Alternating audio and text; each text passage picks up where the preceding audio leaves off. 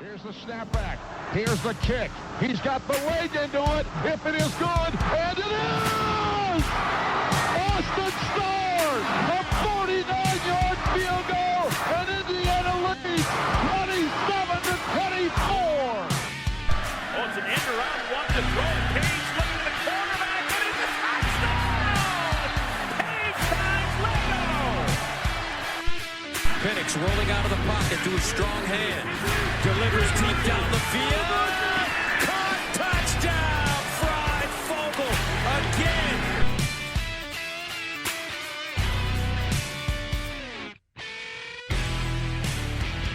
Let's talk about a game that Brandon and I aren't even going to be able to watch. Welcome to the LEO podcast. I'm your host, Michael Bragg. You can find me on Twitter at Bragley. That's BRAGGLEY.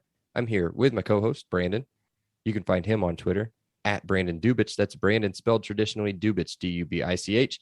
And always judging in the background is producer Seth. You can block him on Twitter. That's at Setah5, S-E-T-A-H-5. What's up, Brando? Yeah, no, I will be in the great city of Pittsburgh going to a wedding who the couple are alums of Penn State. Yeah, first time I met him was the time that we beat him for the first time. Beat Penn State for the first time. Great people. I wouldn't be surprised if like they had the game on somewhere. You've been with me at a wedding. You know I'll have the game on my phone, but I won't obviously be watching it the way we normally watch it. Yeah. Can we do something? Can we hashtag cancel fall weddings? We I have mean, to. you know that was a rule for my wedding. I know it was a rule for yours. So yeah, hashtag cancel fall weddings, or just do it on a bye week. Like be considerate. Be considerate. But okay, let's get into it. We are here to break down the Indiana Hoosiers traveling to Penn State. 2-2 IU, 4-0 Penn State, number 4 in the country. 12.5-point favorites are the Nittany Lions with an over-under of 53.5. That's courtesy of DraftKings. Penn State 4-0, as I said, with wins at number 12 Wisconsin at the time, overrated, not ranked now. They beat Penn State at home. They beat number 22 Auburn, also overrated. That game against Georgia State, I watched the highlights of it today. Georgia State was up 17, I think, at different points in the game. Barely beat them.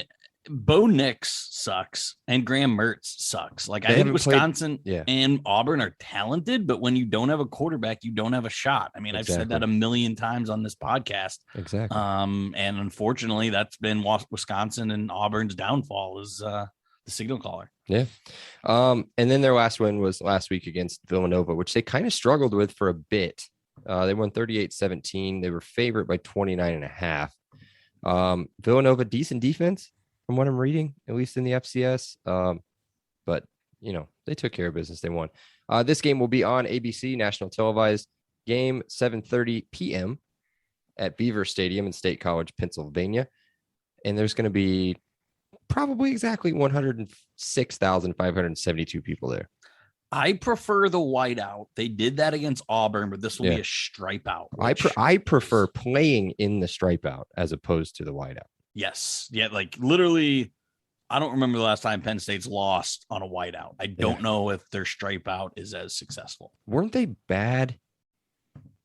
Like a couple years ago, maybe the beginning of James Franklin or like the end of Butt Chin, and they beat like number 1 Ohio State or number 1 Michigan State. Somebody came in or number like Iowa really high ranked or something during a whiteout that was crazy, and they weren't even any good.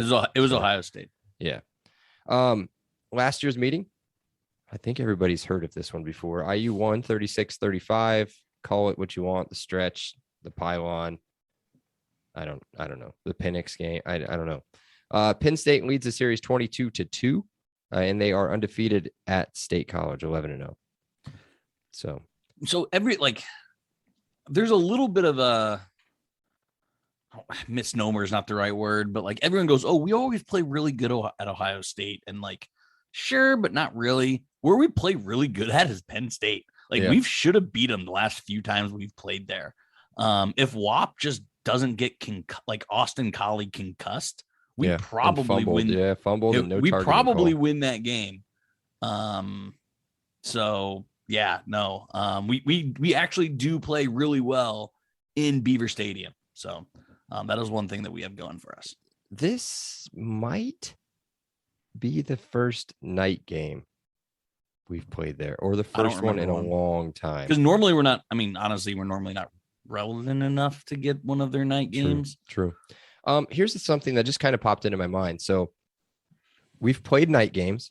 This will be our third night game of the season out of 5 games. So, and Tom Allen talked about this a little bit in his press conference.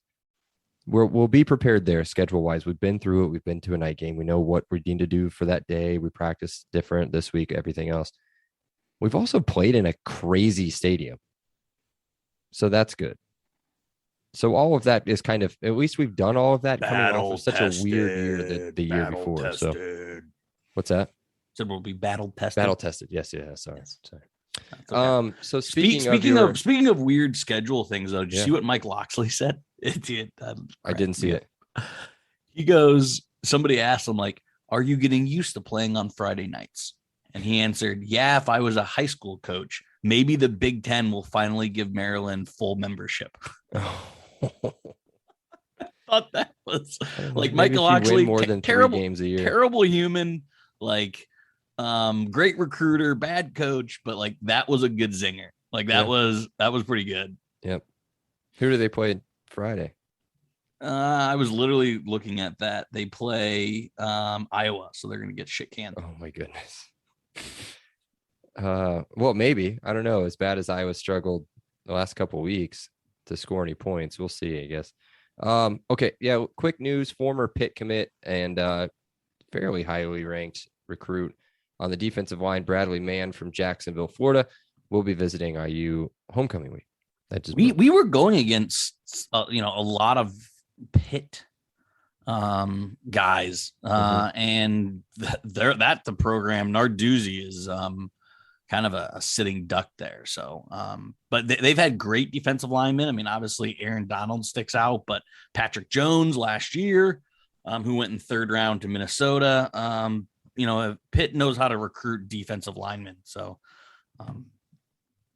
he's a stud. Yeah. Yep. So guess what I did? I actually did some stuff this week. I listened to a press conference. So I have got some stuff to talk about. Makes one of us. Not really. Makes one of us. Western Kentucky players of the game. We'll go through these real quick. Offense, Peyton Hendershot, Stephen Carr. Defense, Micah McFadden and Taiwan Mullen. I heard today Taiwan Mullen did not give up a reception in that game, and every pass that was thrown his way was defended. So that was pretty cool.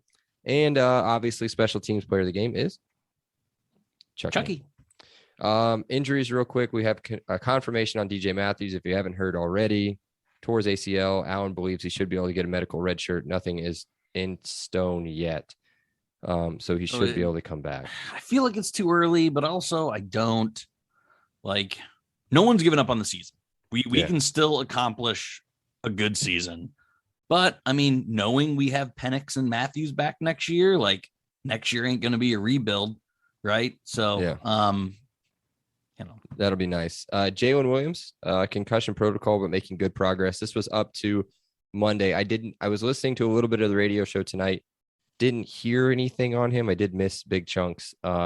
As of Monday, he was non-committal on his status for Saturday. So not ruling him out, not saying that he's definitely going to play. And then a little bit of a blow.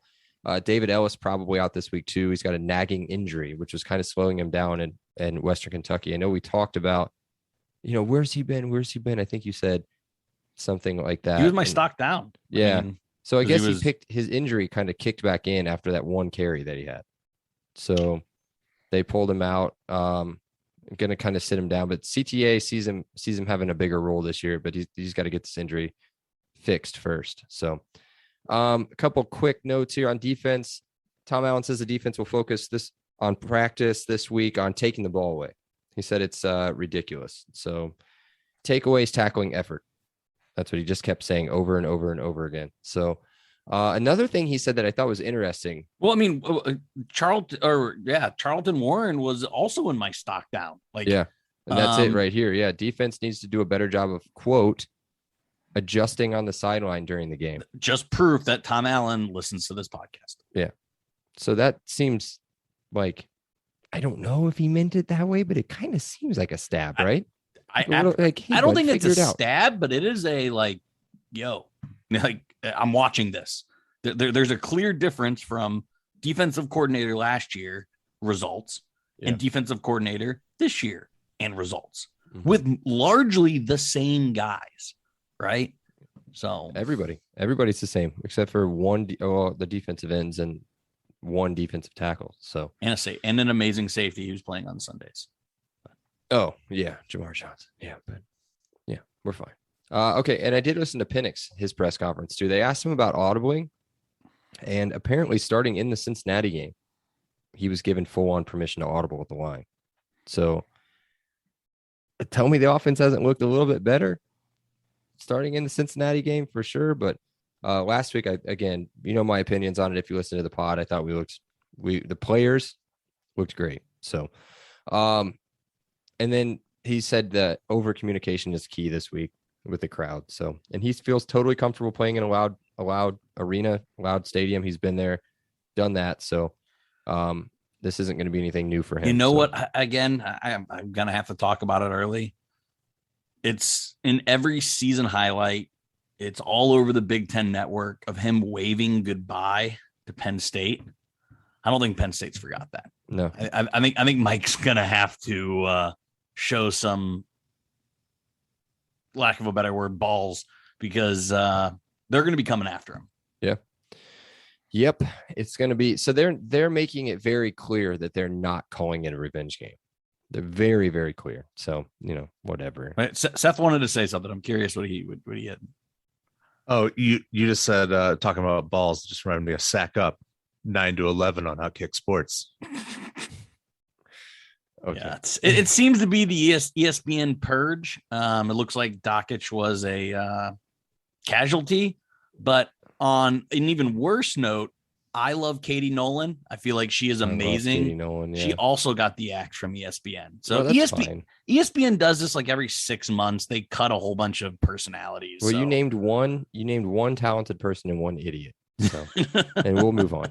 All right, let's break down the Nittany Lions real quick, a little bit. Again, go back to our pod. I don't have the episode off the top of my head. I want to say it's 33. It was with Chase. It was the one we did with Chase. I don't remember the one we did. Shout out Chase. We did the breakdown. I can do that real quick. It was episode 33. Check that out. It makes sense because we said 32 last week. Yeah, but I said 32 for 3 weeks in a row because of your scheduling conflicts.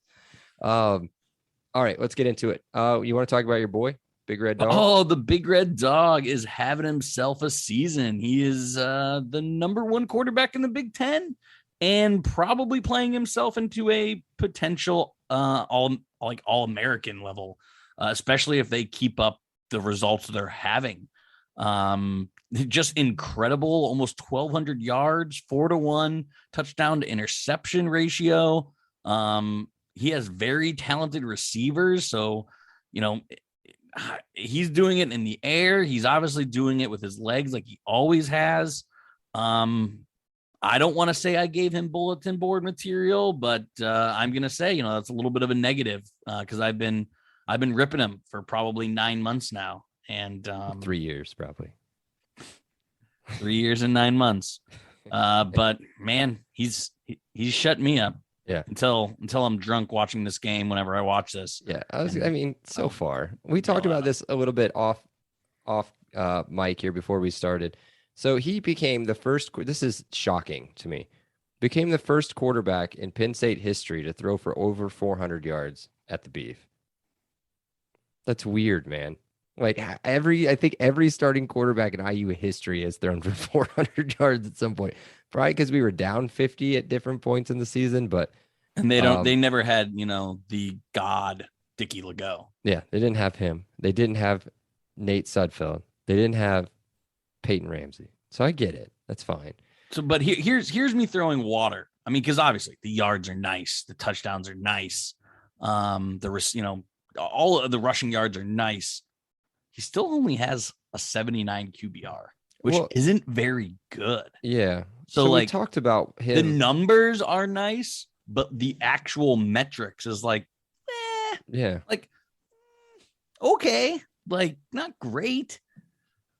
Yeah. So we talked about him before this, like, so that 400 some odd yards, I think like barely broke 400, I think, against Villanova last week.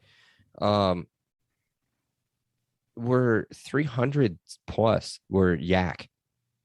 So he wasn't really throwing the ball downfield or anything. His wide receivers are like the big workhorse. So Parker Washington, Jahan Dotson, and then I think Keandre Lambert-Smith. I think he's either a freshman or just like barely played a little bit last year, but he's kind of exploding on the scene too. 18th ranked passing offense. Guess what they're not really good at? Running the football. Which is weird because Noah Cain's a beast. Noah Cain's good. They've got that. Why do I not have him? I didn't write his name down. They had the other kid that played last year. I'm on stat, so I should be able to find it. I can get it for you real quick. What is his name? My goodness. The second leading rusher is called Kevon Lee. Yeah, Kevon Lee. I think he played against us last year. They've got this Tank Smith kid too, and they've got, I don't know, like this I think John Lovett, Devin Ford. I mean, these are names you guys have heard Devin of Ford's before. Good. Devin Ford's really good. Yeah, he had only 2 has rushes 9 last week. He has 9 4 total yards. rushes. Yeah. So they don't have a number one, it doesn't look like. I mean, Noah Cain ran once last week. John Lovett ran 11 times. Kevontae Lee 7 times. So I don't know, man. Clifford 8 times for -8 yards. So that's got his sack numbers in it too. But yeah, I don't know. Oh, he threw for 401 yards last week. So he just got over the hump there. 4 touchdowns in an interception against the Wildcats. Their defense is okay. Yeah, but you're missing. What's that? You'll get to it. Okay. 48th in the country in passing defense, 50th in the country in rushing defense, 12th in the country in scoring defense. Ball State having an off year. Having a normal year, I guess. FCS Villanova, a bad Wisconsin offense, just a trash Wisconsin offense. And Auburn. I mean, what's Auburn again? Just ranked because of their name. They have to be. Who have they even beaten? Akron, Alabama State, and Georgia State. That's how they're ranked. So, please, Big Ten, take a note from the SEC and let's lighten up on the schedule a little bit. But yeah, I mean, that's what they've done. So that's fine. They got a couple dudes in the backfield, defensive backfield. Tariq Castro-Fields is awesome. And Daquan Hardy as well at corner. So, but here's the weird thing about that. Look at these stats that I'm bringing this week. Bring it. They're plus minus. Their turnover ratio, they're only +5. Mm-hmm. So, for a team that's getting so many turnovers, they've given the Clifford's ball thrown a pick in the last 2 games, if I remember right. One against one against Villanova, one against Auburn. Yeah. So this is another thing to go back to the run game. They're only possessing the ball about 25 minutes a game because they're not running it.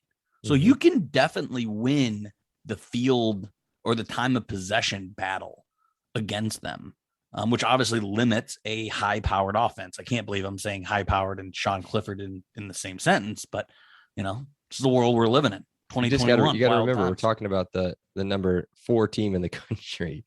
Well, how did they get to number 4, man?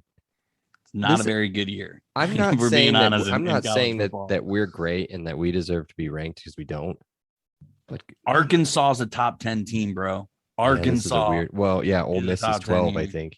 Ole Miss, Alabama this week. A lot of Matt Corral to the Steelers talk recently. Ooh.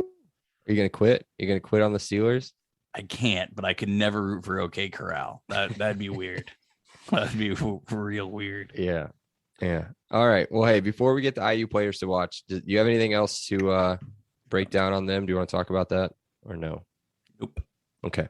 One other quick stat I saw. They have 5 interceptions. They had 4 all of last year. Again, weird season last year too. So super quick word from our sponsor, Monon Track Club. MTC is Indiana's running brand. Built on a deep love for the sport in the Hoosier State, they craft products, tell stories, and create experiences that aim to celebrate, support, and add to Indiana's running culture. Check out the link in the show notes for more details on their club runs and to shop their sick gear from shirts to hoodies to koozies.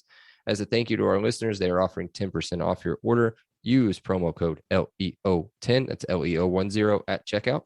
Now, IU players to watch. Who are we watching on offense, Brandon? I haven't been obvious all year. I've tried to be creative, but I can't be because this game is all going to be about Michael Penix and how he takes care of the ball. I don't want to see any of this miracle plays. I don't want to see any of this trying to scramble, take a sack, throw the ball away, run out, like literally just be smart and live another day. You cannot give this offense extra possessions. So I'm not even like really watching what happens in front of the line. I'm looking what happens behind the line. Is he smart? Because again, all of his really bad interceptions has been when he's pressured or when he's scrambling and trying to play backyard football. Mike, don't play backyard football. Sit in that pocket and sling it. If there's no one there, live to see another day. That's what I want to see, and that's what I'm going to be watching on offense. We saw that last week. I feel like I think we saw a little bit, minus the very end where he tried to make a play against Cincinnati too. I felt like he felt more comfortable. Cincinnati's a little bit different with them being such a crazy defense. But last week I saw him, he took a couple sacks, I think towards the end of the first half. Instead of trying to do anything crazy, anytime he needed to get rid of the ball, he got rid of the ball. There were a couple times where he tried to spike the ball down. I think Seth's asleep. This is pretty funny. There he is. There he is awake. Okay. Oh my God. Tried to spike, do all that other stuff. Sorry. He was like straight up passed out on his microphone for a minute. Yeah. So that kind of leads into mine. So my offensive player to watch is not a player. It's a whole offensive line. We've talked about it enough. Can we give Michael Penix enough time in the pocket? This will be his, he will be their first, if we think about the quarterback play on the other teams they've played, he will be their first real passing threat at quarterback that they've played all season. Bo Nix, not really much of a passer. Everybody knows the book on Graham Mertz at this point. Can we stop with Graham Mertz yet? Not good. And then can we create? Do they want to takesy backsies with Jack Cohn? Yeah, that'd be nice, right? Look at Jack Cohn out there slinging the ball around for Notre Dame. I've never seen him throw the ball past like 5 yards past a tight end when he was in Wisconsin. So, can we create running lanes for the running backs for Stephen Carr? They gave up 100 yards to both of the Power 5 teams on the ground that they've played. So against Wisconsin, traditionally everybody gives up 100 yards to them. And then Auburn. So we'll see. 100-yard rushers. Sorry, they gave up more than 100 yards against both those teams, but 100-yard rushers on each one of those teams. On defense, who are you watching? You alluded to it. Is Mullen Island back? Because these wide receivers are so good. And I like our takeaway potential if Clifford only has 2/3 of the field. Like if Mullen can take away a quarter to a third of the field, like I will like our chances so much better. And I want to go back to our previous pod where I'm done with the corner rotations. Like Taiwan can play 3/4, if not more of the game. Like we need to see Mullen Island and we need it's here. Let's put it into action. Awesome. I'm going to take the guy on the other side, Reese Taylor. So with Jalen Williams being doubtful for this weekend, he's going to have to step up, man. Like, I love Noah Pierre. Do I think it's Noah Pierre time yet? No. Next year, maybe. And Reese has been off, right? A little bit. Like, it just seems like he's just not been himself outside of the Iowa game. Outside of one play in the Iowa game, he was perfect. I think I picked him as my defensive player of the game that game. So we need solid coverage from him. Keep his head in the game. Maybe that's where your takeaway comes from. He's athletic enough to hang with any of these wide receivers in the Big Ten. So it's it's time, bub. So, special teams. You going Chuck? I'm going Reese Taylor. Okay, there you go. Because again, this defense is good. And again, I'm not expecting Reese to get a punt return for a touchdown, but if 20, 25, 40-yard punt return, because it's going to be hard to move the ball. Yeah. Like, we already struggle to put first downs together. We could use every little bit of help we can get. So if Reese Taylor can get us a field flipper and in position for easy points, have our possession start in the red zone, then that's going to be huge, because Seth's alluded this to a few times. On big in-conference games, you need to steal possessions. You need to get easy points. That's the way you upset. Like, you need the small little things like that to happen to pull off an upset, let alone an upset on the road. Yeah. So I just think about kind of watching some other teams on the road, thinking about the Cincinnati game. Think about that kick return, man, against Cincinnati. It changed momentum. You hate saying one play changed it. Yeah. I think that play changed the entire the jump the off the lining up over the center too. That was right after a DJ Matthews touchdown on the reverse. That stadium was nuts. Like, kickoff team comes out, gets everybody hyped, and they just missed a coverage. And then that was pretty much, that just set the tone for the rest of the game.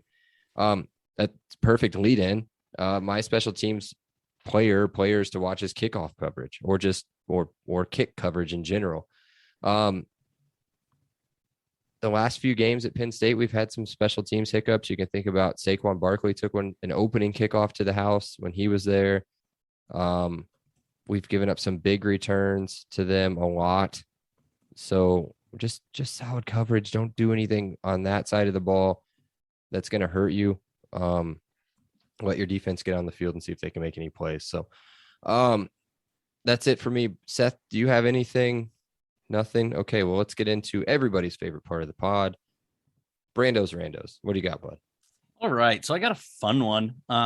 Everyone knows Penn State's called Happy Valley. So it got me thinking of the other valleys. Rank the valleys. Happy Valley, Clemson's Death Valley, or LSU's Death Valley. I'll let both of you respond. Whoever wants to go first, I don't care. I don't like Clemson, so I'm going to go LSU. Is it a Debo thing? Yeah, LSU Death Valley. He doesn't like Clemson because I like Clemson. No, I just don't like him. I don't think that. Look at him now. Look, bye. Well, yeah.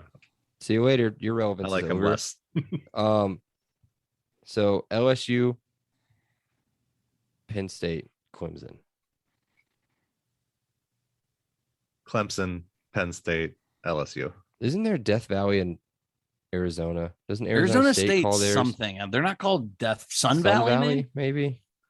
Or is that a conference? Something like that. But I hate to steal it, Michael. You're like, the stadium isn't that cool at Clemson. Like, they have that walk down the hill or whatever. It's kind of lame. A lot of teams have that.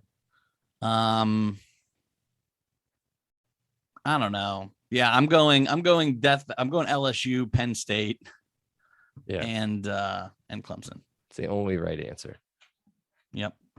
And then all right, the next one for me, I have is the whiteout stripe out the coolest stadium experience in the Big Ten? You got jump around at Camp Randall. You have Snoopy in the shoe.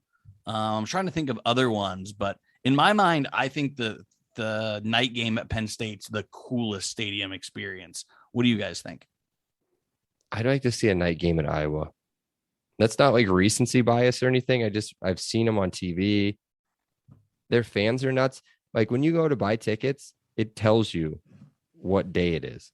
Like, what they have specifically lined up: gold out, black out, stripe out, and then it's like black and gold. Most of the games are black and gold, and then the other ones have individual games. And they do it, man. I'd like to see a game there, but I don't. As far as does Michigan do anything special? I couldn't think of. Do you want to know what Michigan did last week when they almost lost? They had their entire half of their student section was not even there. Like, that was the most empty. They're all East Coast people that literally don't care. It's quiet there. It is quiet. It's quiet. Like I couldn't think of Flat anything stadium. Michigan State does. I mean, Well, they do the go green, go white, go green, go white. God, it's awful. Purdue doesn't really do anything. We don't do anything. Purdue does shout, but that's Yeah. boring. It's Penn State whiteout. It's got to be Penn State whiteout or Wisconsin, the jump around. They even did the jump around at Soldier Field. that was pretty cool. Yeah. Okay. You know what the best part of it was for me was watching the Notre Dame people do it too. Like this, oh look, yeah, this song's so cool. They had no idea. Yeah. No, they don't know. I think they're supposed to be smart. Well, they're the only team that exists, so in their minds. All right. It doesn't matter. Last question, and this doesn't pertain anything to the game, pertains to you and I, but it got me thinking. Is our record, IU's record, better when we watch the games together or when we watch the games separate? Well, I would have to say, well, that includes at the stadium. Correct. Hmm. Because I think it might be better Be when together. That's what I was thinking. we were together the last Penn State game, but I think it might be better when we don't watch it together. Virginia. Well, like most of the good game, like the easy. Most of the good I'm games we trying to lose, like think. all the Ohio State games. We had the one Michigan. Michigan State Michigan game State. where we chose to park in that terrible lot that Oh year. yeah, Penn State. We've seen. Well, I guess for Penn State, we've seen them beat them twice. The only two times that they beat them, we've both been together when it happened. The bowl game. Oh God. Ugh. I don't know. So I was down because I can't watch the game with you. I was down because I can't really watch the game live. And that just got me thinking, I'm like, our record's pretty decent when we don't watch it together. So I'm trying to think of anything I can possibly think of to maybe give us a chance on Saturday. I'll help you out in the prediction. I think maybe I won't. Okay. I don't know. All right.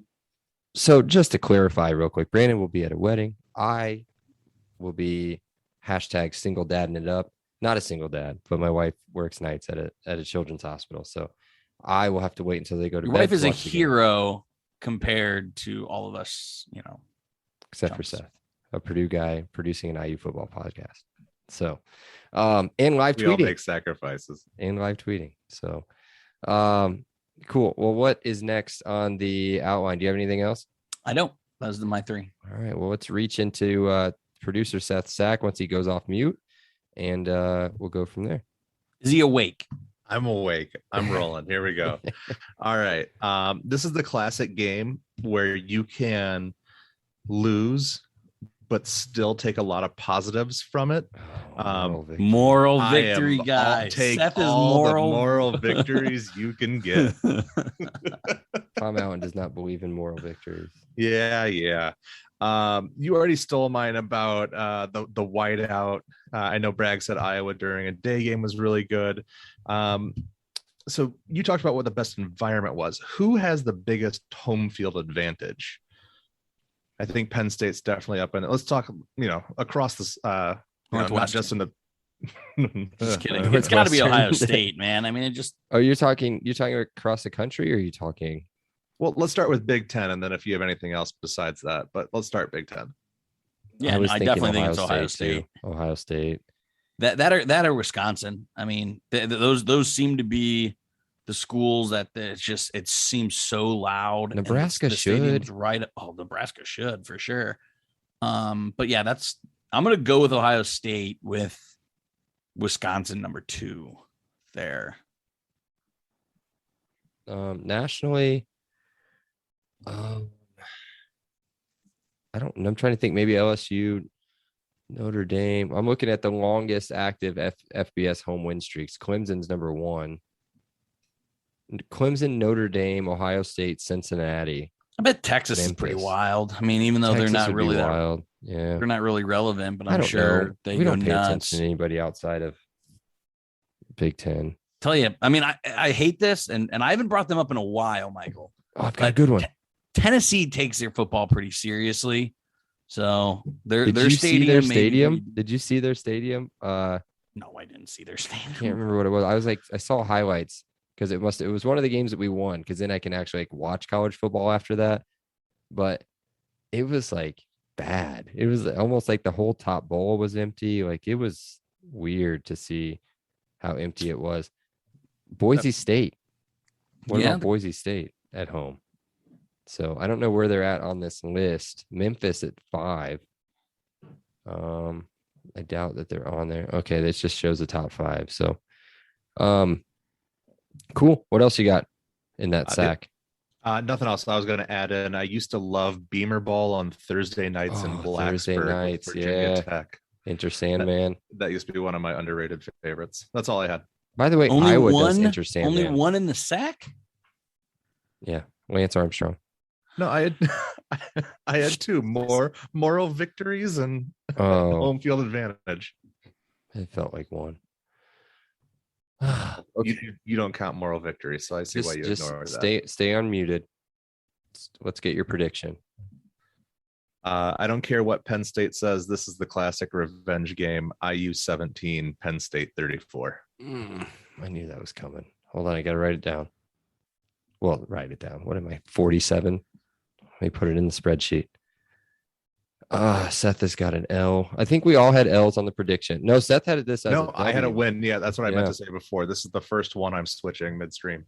Okay. I had it as a loss. Seth was the only one with a W. So, Brandon, what do you got? I really want to change my prediction now because it is scary close to Seth's. I see them maybe 14-0 at the end of the first quarter, 17-3. Then they coast and we maybe get a couple scores and make it, maybe a 10, 11 point game in the fourth quarter. And then they score one more and it's completely out of reach. I have Penn State 36, IU 19. 4 field goals. We really struggle to finish, and we leave a lot of points on the board. And that's what we're talking about when we record this pod on Monday, is just how many points that we could have scored to make this more competitive. But unfortunately, the play calling left much to be desired in the red zone. And we are both screaming at Sheridan again, because, again, he much like in the Cincinnati game, just abysmal red zone efficiency. Yeah. Well, I had this game marked as an L from our prediction section at the end of the Purdue podcast, Purdue preview podcast. And everyone listening knows I can always talk myself into a win. But a night game, a stripe out, national TV, revenge game, blah, blah, blah, blah, blah. Makes it a little hard tough. to beat a dinosaur-sized dog. Yeah. I mean, it's really hard. I think we hang with them the whole way. I don't think it's as quite as a big of a gap as you guys do. I don't think Penn State's as good as their ranking, as we've already talked about. We should be able to expose that. And I think we're just a game or two. This one might be the last one, a game or two off from being all the way back, because it seems like we've been just off a little bit. That being said, you know what? F it. Let's go Hoosiers. IU 24, Penn State 21. You're going to hate yourself for that one. There you go. For a guy that loves to be right, that seems impulsive. I can't pick him to lose, man. I just can't do it. I've given my. We do have our shticks, and you being ever the optimist is you gotta stick to the bit. I've given the reasons throughout the podcast. I do not think that you didn't use trap game a single time. No, trap game too. Trap game. They've got what are they at Iowa? They're at Iowa next week. Toughie. That's probably going to be one of those stripe outs or a blackout. Yeah, that's probably a night game at Kinnick. Yeah. Yeah. And that's a scary place to walk back from. I did it in the middle of the day. So what do you got, Seth? All right. So what's the rule with are we ignoring the final score and everything until Sunday? Like, I need to know what the Okay, so I'm watching. So I will let you know.